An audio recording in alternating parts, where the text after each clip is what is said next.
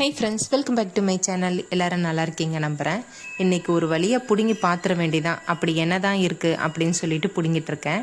ஆனால் நான் பிடுங்குறது எல்லாமே தேவையில்லாத ஆணி தான். நான் ஏன் அப்படி சொல்கிறேன்னா, ஏலக்காய் செடி வைக்கணும்னு ரொம்ப ஆசை. நர்சரியில் போய் கேட்டு வாங்கிட்டு வந்தேன். அவங்க கொடுக்கும்போது அந்த இலையை லைட்டாக கிள்ளி ஸ்மெல் பண்ணி பார்த்தேன். ஏலக்காய் ஸ்மெல் தான் வந்த மாதிரி இருந்தது. நான் ஏலக்காய் செடி வாங்கி வைக்கணுன்ற ஆர்வத்தில் போய் வாங்கினதுனால எனக்கு அந்த இலையிலேருந்து அந்த ஸ்மெல் வந்துச்சுன்னு நினைக்கிறேன். க்ரோ பேக்கில் வச்சு அழகாக வேர் பிடிச்சி சூப்பராக வளர்ந்துச்சு. நிறைய பிக்கண்டெல்லாம் விட ஆரம்பிச்சிச்சு. இதை எடுத்துகிட்டு போய் தோட்டத்தில் தரையில் வச்சா இன்னும் நல்லா வளருமேன்றதுக்காக போய் தரையில் ஊனி வச்சுட்டேன். 1 வருஷம் ஆச்சு, 2 வருஷம் ஆச்சு, 3 வருஷம் ஆச்சு, எந்த அறிகுறியும் இல்லை. சரி, இது பார்க்க நல்லா இஞ்சி மாதிரி இருக்குதே, ஒரு வேளை கிழங்குல ஏதாவது இருக்குமான்னு சொல்லிட்டு பிடுங்கி அந்த கிழங்கையும் பார்த்தேன். அதுலேயுமே எந்த யூஸும் இல்லை. லைட்டாக வசம்பு ஸ்மெல் வந்துச்சே தவிர எந்த யூஸும் இல்லை.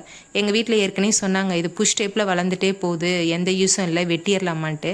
நான் தான் வெயிட் பண்ணி பார்க்கலான்னு சொல்லிகிட்டே இருந்தேன். இன்றைக்கி ஒரு வழியாக நானே மனசு இறங்கி இது எல்லாத்தையும் கிளியர் பண்ணிடலாம், எந்த யூஸுமே இல்லையே அப்படின்னு சொல்லிட்டு இன்றைக்கி எல்லாத்தையுமே நான் அந்த செடி ஃபுல்லாக கிளியர் பண்ணிட்டேன். ஏன்னா வேறு ஏதாவது செடி வச்சா கொஞ்சம் யூஸ்ஃபுல்லாக இருக்குமேன்னு சொல்லிட்டு.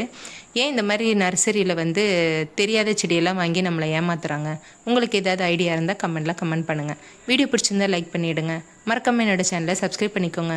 இன்னும் ஒரு சூப்பரான தரமான செம்மையான வீடியோவில் உங்களை பார்க்குறேன். பாய்.